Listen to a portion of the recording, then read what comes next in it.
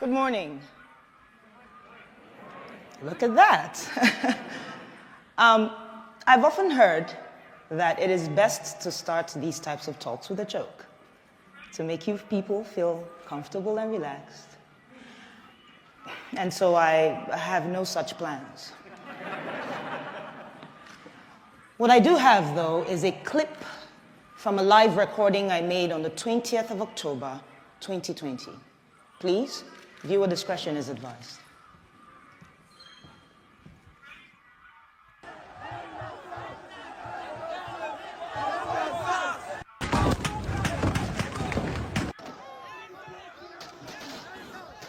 They're shooting us! They're shot two people! Oh my goodness! What's your name? See somebody else. Everybody look at this. These are the bullets that were falling by our side, that were dodging bullets. My name is Obianuju Catherine Ude. Don't worry, you can call me DJ Switch. I'm from Enugu State, which is in the southeast region of Nigeria.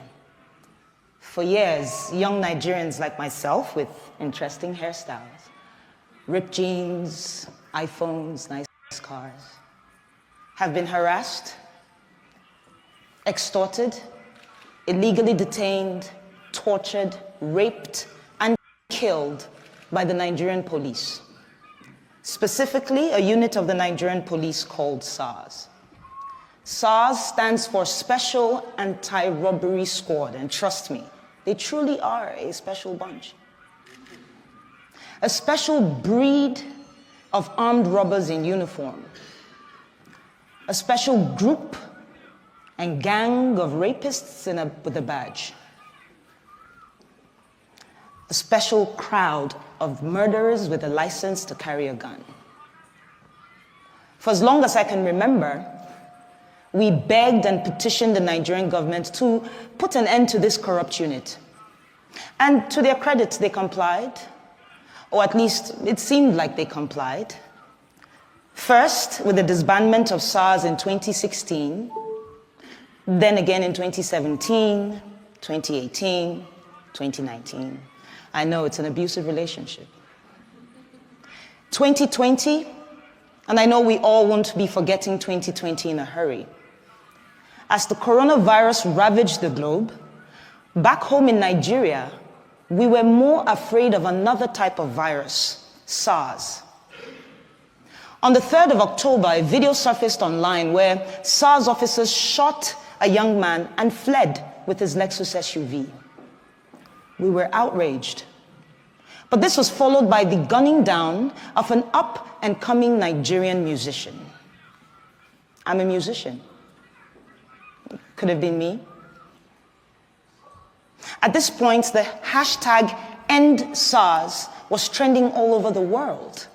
And thanks to Nigeria's biggest celebrities and artists, influencers who said, enough is enough, it is time we speak up. And so by the 8th of October, the streets of Nigeria were filled with young men and women protesting police brutality, and I was one of them. But it is the 20th of October, 2020, that has brought me here today. On that very horrible day, the Nigerian army, sanctioned by the Nigerian government, stormed the Lekki toll gate, and this is a major roadway in Lagos State, by the way. No warning, no dialogue. Soldiers opened fire on unarmed, peaceful protesters with live ammunition. We cried, we braced, and we started to sing the national anthem, just with the hopes that they recognize we're not their enemy. It made no difference. As I laid on the floor, I remember a young man, he just jumped on top of my body and he was screaming, "Cover her, cover her." I couldn't really make sense of what the whole thing was about. He was struck by a bullet on his lower back.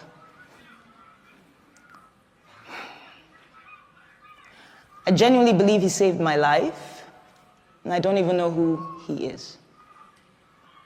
I don't even know why I didn't run, to be honest. At that time, I thought it was the end.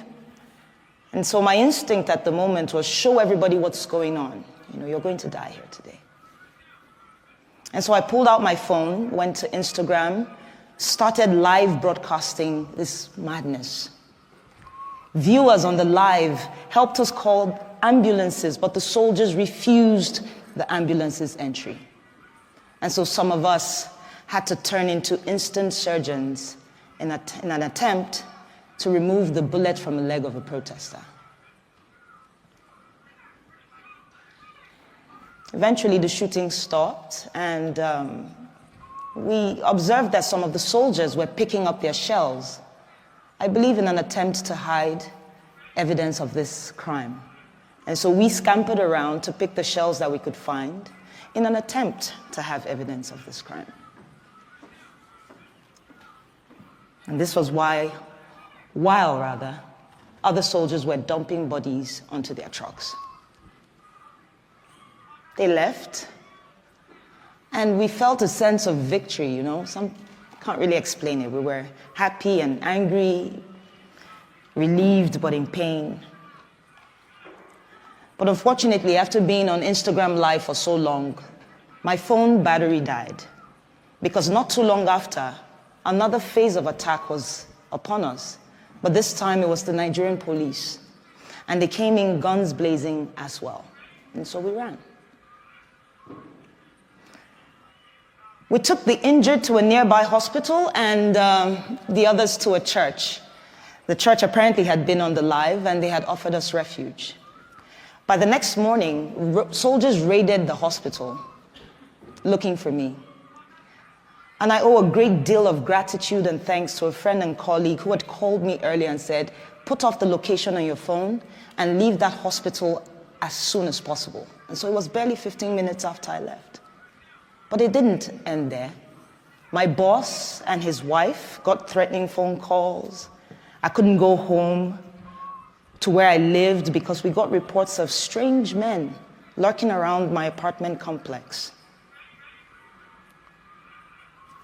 I haven't gone home, actually, since the 20th of October, 2020. Speaking of home, I'm from a large family of 8, 5 boys, 3 girls, with very opposing characters, I tell you. I'm the last, with a sprinkle of last child crazy.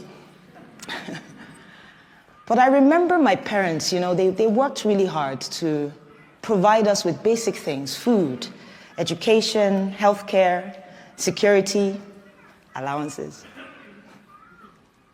All while teaching us to love and respect each other's differences. On the other hand, Nigeria is home to over 200 million brothers and sisters with different cultures and tribes and faiths and beliefs. Things and differences that the government has used for the longest time to pit us against each other. But the NSAS movement swept that away, even if it was just for a time being. I witnessed protesters collaborating and helping each other. Protesters giving food and water to the same police who's been killing us off every day. Others provided security. Another group provided funds that were donated to them, in the hundreds of thousands of dollars, for legal and medical attention to protesters who needed it. This is the real Nigeria. But the Nigerian government, much like an irresponsible parent, failed to see the opportunity as a learning curve, to listen to the cries of its quote-unquote children. Instead, they chose to deny these events and also moved swiftly to silence us. Starting with the Nigerian Minister of Information, Lai Mohammed. And yes, you heard me right. The Nigerian Minister of Information, our very own spin doctor. Yeah, his first name is Lai. It's inevitable, right? And the pun is begging me. Lai called the shooting a fabrication of a massacre without bodies. He said I was a purveyor of fake news with the intent of tarnishing the nation's image, that I am a terrorist, amongst other things.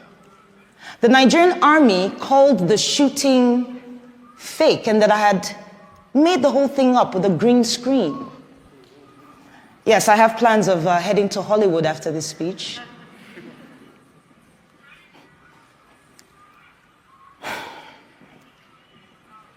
You know, 15 people died on the 20th of October, and not a single government official, police, or army personnel has been brought to book. 15, at least, all while singing the national anthem. As an artist and a DJ, I listen to music a lot, all the time. And I'm reminded of the legend, the artist, Fela Anikulapo Kuti. He was known for speaking truth to power with his art. And I'm reminded of his 1977 song titled Zombie. Here, Fela likens the Nigerian military to mindless zombies following idiotic orders. It was relevant then, it is relevant today, and it most likely will be relevant tomorrow, in the future. The same future that they say is in the hands of the leaders of tomorrow. But what we have tomorrow are recycled leaders of today who have failed to provide an enabling environment for young leaders to thrive and contribute. No, but they chose instead to kill us all off, one by one. This might sound outrageous to you, and you might wonder why. And I'll tell you. Our leaders are afraid. It's as simple as that. They're afraid of a thinking, an innovative, a collaborative, and a working Nigeria.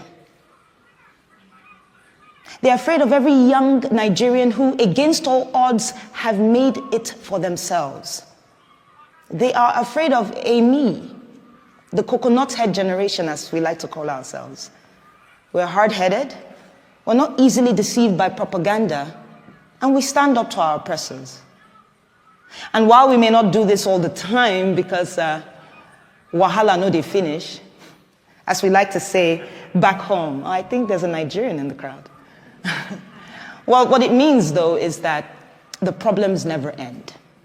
And while I understand that we have to take a break to put food on the table, to at least secure our mental health, know this.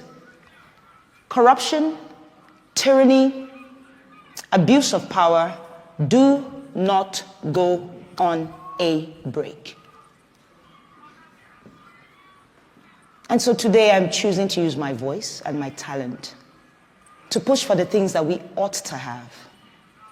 And I want to ask you all, these fine people, to please join me and support my vision for promoting democracy, human rights values, and equality through arts. Thank you so much for your time.